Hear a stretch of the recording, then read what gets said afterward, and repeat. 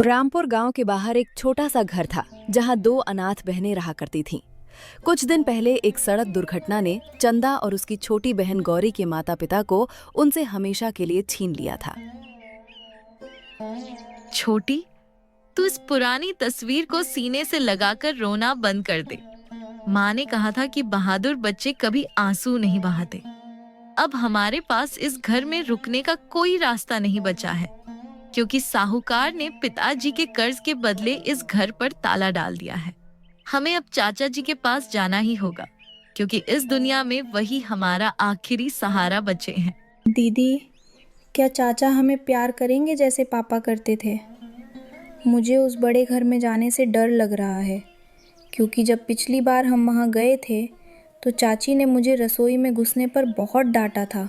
क्या वो हमें भरपेट खाना देंगी या हमें फिर से इसी तरह भूखा रहना पड़ेगा जैसे हम पिछले 2 दिनों से इस सूनी झोपड़ी में रह रहे हैं? चंदा ने अपनी बहन का हाथ थामा और दोनों भारी कदमों से अपने चाचा के पक्के मकान की ओर चल पड़ी। रास्ते भर लोग उन्हें दया की नजरों से देख रहे थे, पर किसी ने भी आगे बढ़कर उनका हाथ थामने की कोशिश नहीं की। कुछ समय बाद दोनों अपने चाचा के घर पहुंचे और उनको आवाज लगाया, चाची जी, ओ चाची जी, दरवाजा खोलिए। हम चंदा और छोटी हैं। हमारे सिर से छत छिन गई है और हमें आपके सिवा कहीं और जाने का रास्ता नहीं सूझ रहा है। मेरी छोटी बहन की हालत बहुत खराब है और वो भूखी भी है। हमें बस आज रात के लिए पनाह दे दीजिए। कुछ ही देर बाद चाचा और चाची बाहर आते हैं। अरे, तुम दोनों यहाँ फिर से आ गए। क्या एक बार मना करना समझ नहीं आता कि हमारे घर में फालतू लोगों के लिए कोई जगह नहीं है? तुम्हारे बाप ने अपनी जमीन और घर जुए और कर्ज में गवा दिए और अब तुम दोनों यहाँ हमारे टुकड़ों पर पलने आई हो। जाओ, किसी अनाथालय का रास्ता पकड़ो, वरना मैं अभी गांव के चौकीदार को बुलाती हूँ। चाची की कड़वी बातें चंदा के कानों में पिघले हुए शीशे की तरह उतर रही थीं, पर वो हार मानने को तैयार नहीं थी। देखो बच्चों, मैं मानता हूं कि तुम मेरे भाई की औलाद हो, पर आज के जमाने में महंगाई इतनी बढ़ गई है कि मैं अपने बच्चों का पेट बड़ी मुश्किल से पाल पा रहा हूं। अगर मैंने तुम दोनों की जिम्मेदारी ले ली तो मेरे अपने बच्चे भूखे मर जाएंगे। बेहतर यही होगा कि तुम शहर चली जाओ। सुना है वहां बड़े बड़े सेठ लोग अनाथ बच्चों को काम पर रखते हैं। चाचा जी, आप ऐसी बातें कैसे कर सकते हैं? क्या आपको वो दिन याद नहीं जब पिताजी ने अपनी पढ़ाई छोड़कर आपको शहर में पढ़ाया था ताकि आप एक बड़े आदमी बन सके? आज जब उनके बच्चे सड़क पर दाने दाने को तरस रहे हैं तो आप हमें महंगाई का वास्ता दे रहे हैं। क्या खून के रिश्ते इतने ही कमजोर होते हैं कि जरूरत पड़ने पर रंग बदल लेते हैं? अरे ओ जबान दराज लड़की, तू हमारे एहसान गिनाने आई है या भीख मांग में? चुपचाप यहाँ से निकल जा, वरना तेरा वो हाल करूंगी कि तू याद रखेगी। ये लो 2 सूखी रोटियां और दोबारा इस गली में कदम मत रखना। हमारे बच्चे तुम्हें देखकर डर जाते हैं। चलो भागो यहाँ से और अपनी किस्मत कहीं और आजमाओ। ये बोल के चाची ने उनको 2 सूखी रोटी थमा दिए जो वो पहले से उनको देने के लिए लाई थी, और फिर चाचा और चाची घर के भीतर चले गए और चंदा के हाथ में सिर्फ 2 रूखी सूखी रोटियां और आंखों में अंतहीन आंसू रह गए। दीदी, मैंने कहा था ना कि कोई हमें नहीं रखेगा। सब हमें बोझ समझते हैं क्योंकि हम अनाथ हैं। अब हम कहाँ जाएंगे दीदी? आसमान में बादल छा रहे हैं और मुझे डर है कि कहीं बारिश शुरू ना हो जाए।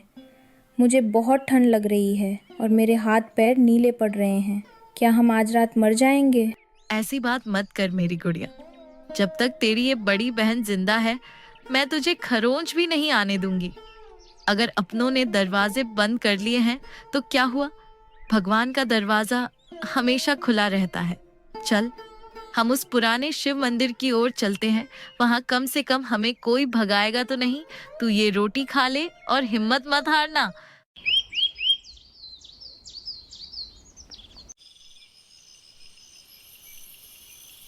ऐसे ही दिन ढल जाती हैं और दोनों बहनें अंधेरी रात में उस पुराने मंदिर की ओर बढ़ीं, जहां चमगादड़ों का बसेरा था और चारों ओर सन्नाटा पसरा था। मंदिर के फटे हुए पर्दे से ठंडी हवा उनके शरीर को चीर रही थी और दोनों बहन मंदिर के भीतर बैठे हुए प्रार्थना कर रही थी। हे भोलेनाथ, आप तो सबका रखवाला है, फिर आपने हमें इस हाल में क्यों छोड़ दिया? क्या हमारा कोई दोष था जो आपने हमारे माता पिता को हमसे छीन लिया? अगर आपको हमें तड़पाना ही था तो हमें भी उनके साथ ही क्यों नहीं बुला लिया? देखो मेरी छोटी बहन की हालत, ये भूख और ठंड से कमजोर हो रही है। क्या आपको जरा भी तरस नहीं आता? दीदी, क्या माँ ऊपर से हमें देख रही होंगी? अगर वो देख रही हैं तो वो रो रही होंगी, है ना, कि उनकी बेटियाँ सड़क पर सो रही हैं। मुझे भूख अब नहीं लग रही दीदी, बस मुझे नींद आ रही है, बहुत गहरी नींद। क्या मैं सो जाऊं? शायद सपने में मुझे माँ मिल जाए और वो मुझे ढेर सारा मिठाई और मलाई खिलाए। नहीं छोटी, तू अपनी आंखें बंद मत करना। सुन रही है ना तू? जागती रह। अगर तू सो गई तो मैं डर जाऊंगी। मैं तुझे कहानियां सुनाती हूँ। देख, कल सुबह हम बड़े शहर जाएंगे, वहाँ मैं बहुत काम करूंगी। मैं लोगों के कपड़े धोऊंगी, बर्तन मांजेंगी और बहुत सारे पैसे कमाऊंगी। फिर मैं तेरे लिए एक नए कपड़े और लाल रंग की चप्पल खरीदूंगी। चंदा अपनी बहन को बहलाने की कोशिश कर रही थी, पर उसके खुद के अंदर का साहस अब जवाब दे रहा था। तभी मंदिर के बाहर कुछ आहट हुई और चंदा का दिल जोर से धड़कने लगा। उसे लगा कि शायद कोई बुरी शक्ति वहां आ पहुंचा है। तभी वहां से पार्वती अम्मा गुजरी, जो गांव की सबसे गरीब लेकिन सबसे नेक दिल महिला थीं। अम्मा ने जब इन मासूमों को रोते देखा तो उनका कलेजा फट गया। अरे मेरी बच्चियों, तुम यहाँ इस सुनसान मंदिर में क्या कर रही हो? और तुम्हारी आंखों में ये आंसू क्यों हैं? क्या तुम्हारा इस दुनिया में कोई नहीं है जो तुम्हें इस हाल में छोड़ दिया? डरो मत, मैं हूं ना। मैंने सब सुन लिया तुम लोगों की बातें। मेरा नाम पार्वती है और मैं पास की ही झोपड़ी में रहती हूँ।